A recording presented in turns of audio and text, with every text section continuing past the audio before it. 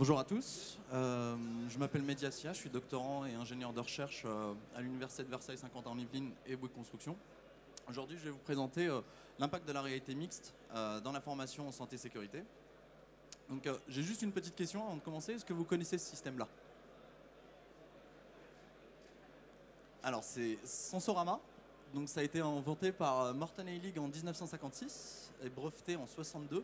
C'est le premier système qui permettait à une personne de visualiser un film, déjà en stéréoscopie grand angle, mais aussi de ressentir des effets un peu haptiques, on va appeler ça comme ça, comme par exemple des vibrations pour ressentir les différents types de topos, des ventilateurs qui simulaient le vent. Par exemple, il avait tourné un film, c'était une balade dans les rues de Brooklyn à vélo. Et donc on avait les odeurs, on avait le vent, on avait les vibrations, on avait beaucoup de choses. Et donc déjà, on voit que déjà depuis les années, depuis déjà le siècle dernier, on réfléchissait à comment immerger encore plus l'utilisateur. Donc j'ai décidé de situer ma présentation d'aujourd'hui. Donc je vous présente un peu le continuum de la virtualité. Donc la réalité, bon, j'ai pas à vous la présenter, le virtuel non plus. Mais la réalité mixte, elle se divise en deux parties. On a la réalité augmentée, qu'on connaît tous, qui est d'afficher un élément virtuel dans un environnement réel. Mais on a aussi la virtualité augmentée. Donc, comment dans un environnement virtuel, je peux interagir sur un élément réel et vice-versa. Donc, j'ai décidé de plutôt me concentrer sur la partie virtualité augmentée. Donc c'est utilisé dans plusieurs domaines, comme ce qui est militaire, aéronautique, avec les simulateurs d'avions. Donc ça a été utilisé depuis les années 30 pour former, durant la Seconde Guerre mondiale, de former les pilotes américains. C'est utilisé aussi dans le domaine médical, donc pour former les chirurgiens et les internes donc aux opérations avec des retours haptiques, des sensations de toucher. Donc les opérations, comme on le voit ici, donc on a même simulé une peau artificielle. Donc vous retrouvez ça dans la littérature. On simule une peau artificielle pour voir comment on doit, sur certaines zones du corps où la résistance de la peau n'est pas la même, comment on réagit. C'est aussi utilisé dans la réhabilitation, donc notamment pour les personnes à mobilité réduite, s'entraîner avec un fauteuil roulant dans un environnement contrôlé. Il y a aussi des simulateurs pour la réhabilitation après un AVC. C'est aussi utilisé dans l'automobile, donc c'est très récent pour tout ce qui est automobile grand public, mais pour les Formule 1, on voit qu'il y a des simulateurs qui sont de plus en plus performants. Donc c'est utilisé pour la partie design, pour la partie conception et aussi pour la sensation de voir, de conduire, d'utiliser un véhicule.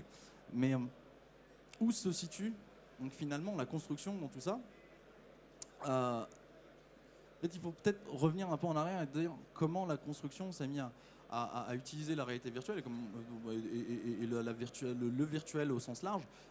C'est avec la démocratisation du BIM, tout simplement, qui est apparu il y a quelques années. Et donc maintenant, d'une maquette BIM, donc le Build Information Modeling, c'est ce que veut dire BIM. Et donc c'est ce modèle 3D qui comporte toutes les informations qui entourent le bâtiment. On est passé d'un modèle 3D à un modèle virtuel dans lequel on peut visiter, regarder et designer son intérieur avec le principe qui est simple, c'est le visit before you build. Donc on visite, on regarde et on voit. Mais finalement, qui dit construction dit forcément risque. Et donc on regarde un petit peu quelques chiffres et on voit que la construction, c'est un peu le mauvais élève. Les risques, donc les statistiques nous montrent que les accidents sur chantier et la construction, un domaine un peu accidentogène. Donc il est intéressant aussi pour nous, dans un objectif d'éviter justement ces accidents et avec une optique du zéro accident sur chantier, de travailler avec les outils qu'on a maintenant, et notamment en formant nos compagnons sur les chantiers. Donc on a les sessions théoriques, hein, donc présentation des risques du métier, le bon geste à adopter, etc. Les parties les parties pratiques, elles se passent directement dans nos centres de formation, avec les outils adaptés, avec les experts. Plus récemment, c'est les applications en réalité virtuelle, que ce soit smartphone, tablette, module de e-learning. Mais aussi, on voit aussi des simulateurs d'engins. Donc on en voit beaucoup, qui mixent également, comme vous voyez ici, hein, les vraies commandes, les vraies manettes donc de l'outil à combiner à un environnement virtuel. Il y a aussi des applications qui sont plutôt dédiées sécurité, comme par exemple ici le travail en hauteur, mais aussi les risques de la consommation de drogue et alcool sur chantier. Donc voilà, il y a un travail en amont qu'on fait dans la construction pour sensibiliser aux risques du métier. Mais finalement, la réalité virtuelle manque, quand on parle surtout chantier, quand on pense à nos collaborateurs qui, eux, manipulent des objets lourds toute la journée, si on n'a pas de sensation de retour, c'est un peu problématique. Donc nous, chez Bouygues Construction, donc dans le cadre de ma thèse avec l'Université de Versailles, on a décidé de travailler sur un mode opératoire donc qui permet donc encore une fois de visualiser l'outil d'une part grâce à la réalité virtuelle, mais de pouvoir également le toucher. Donc on a choisi le cas d'une banche. Donc une banche, c'est un peu un élément de coffrage, hein, dans lequel on coule notre béton pour me former nos murs. On a choisi ce cas-là parce que c'est un élément qui est utilisé quotidiennement, qui pèse très lourd, donc on est à peu près à 250 kg par mètre carré. Donc c'est très très lourd. Donc voilà comment on déplace notre banche. Donc il y a une grue qui nous aide à la placer, mais la fermeture se fait donc quand on veut fermer ce qu'on appelle fermer notre voile, rapprocher pour avoir la profondeur de notre mur. L'intervention de notre compagnon est nécessaire. Donc il utilise cet outil-là, donc ce que vous voyez là, une baramine, et en termes de santé, c'est pas ce qu'il y a de mieux. Donc nous on voit aussi l'apparition de troubles sur la santé, et notamment les troubles musculo-squelettiques, qui elles représentent 65% des maladies reportées donc, dans la construction. Donc on a décidé de travailler sur un projet qui reprenait justement cette étape de la manipulation de cet outil, qui est la banche, qui est donc le déplacement grâce à la baramine. Donc on a décidé de concevoir une plateforme robotique qu'on a appelée Virtual Compagnon, qu'elle reprend donc encore une fois la banche. Donc on est parti sur une banche qui fait 1,20 m de hauteur. Donc le vrai outil pèse une tonne à peu près. On est sur une hauteur de 2,85 m. On a besoin d'une grue pour le déplacer. On est forcément à l'extérieur. Avec cet outil-là, on peut le faire encore une fois dans un environnement contrôlé, donc on peut le faire à l'intérieur. On risque rien avec l'outil. Donc l'idée, c'est que mon compagnon utilise sa vraie baramine, donc comme vous le voyez sur la photo à droite, utilise la vraie baramine, donc son vrai outil, et vient placer cet outil-là dans le simulateur qui, lui, va simuler l'effet réel. Donc on a pensé à trois composants en fait importants. Donc on a le mode, on a différents modes, hein. Donc on a un mode qui est classique, donc je place ma baramine, je déplace, j'ai une résistance.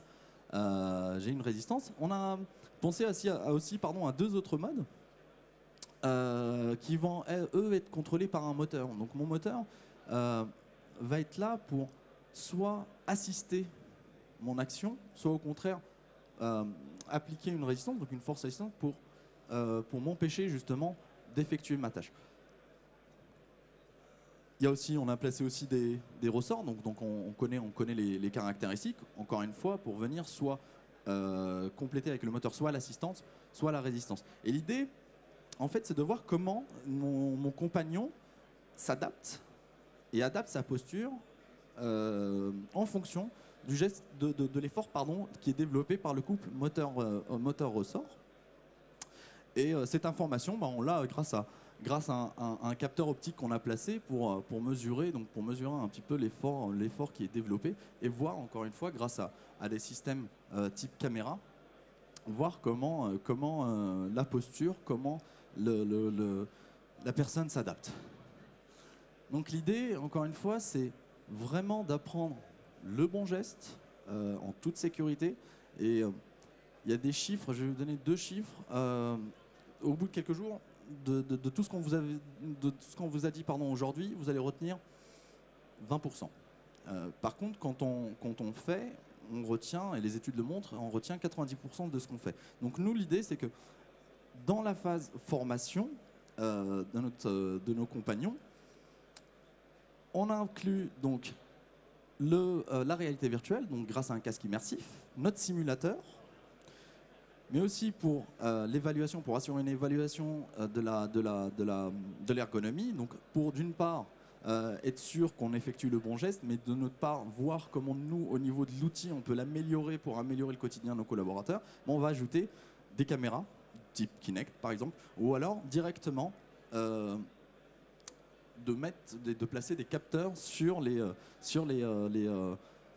compagnon. Donc l'idée, c'est qu'une fois sur chantier, il a assimilé le geste, et peu importe les cadences qu'on lui demande, peu importe les outils qu'il doit manipuler, il les fait en toute sécurité pour éviter au maximum les apparitions de maladies professionnelles.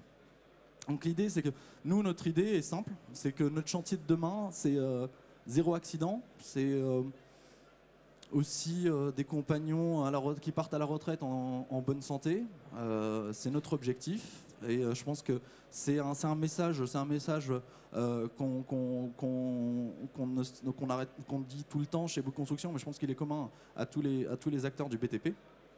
Et on y travaille. Donc on essaye vraiment de faire en sorte que tout se passe bien pour nos compagnons et pour nos chantiers de demain. Merci beaucoup. Je ne sais pas si vous avez des questions.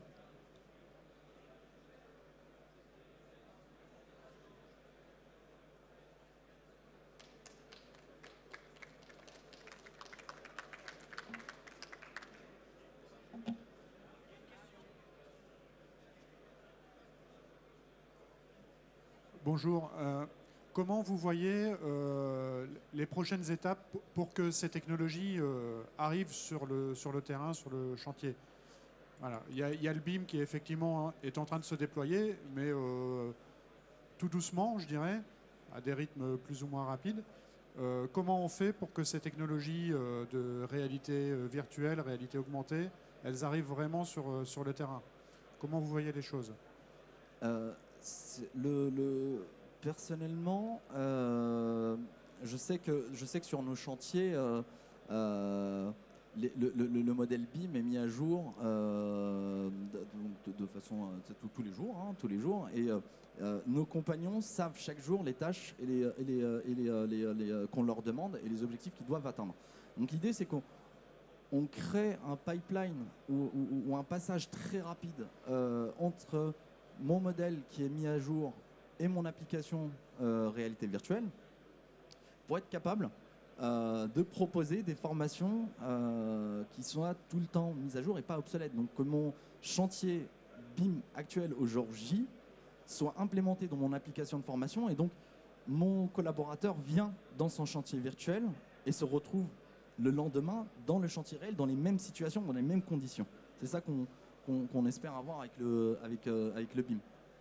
Donc ce sont pour les formations en poste de travail. Alors ça peut être fait le matin, j'arrive, je dois embaucher pour tel poste et j'ai 5 minutes ou 10 minutes de module de formation, c'est ça? Voilà, formation poste de travail, formation de sécurité, c'est d'être capable. Je sais qu'aujourd'hui, je vais travailler en hauteur, donc d'être capable de simuler la vraie hauteur, la vraie sensation de vide avec tout ce qui m'entoure, etc.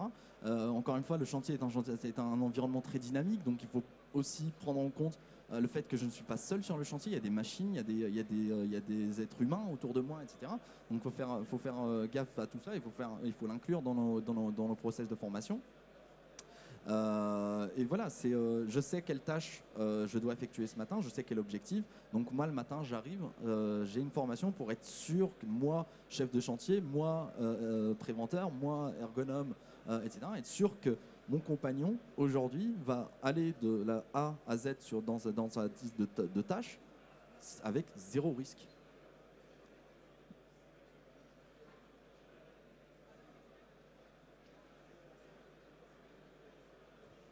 Est-ce qu'il y a d'autres questions? Non? Eh ben, merci beaucoup, Mehdi. Et du coup, on va passer à la dernière table ronde.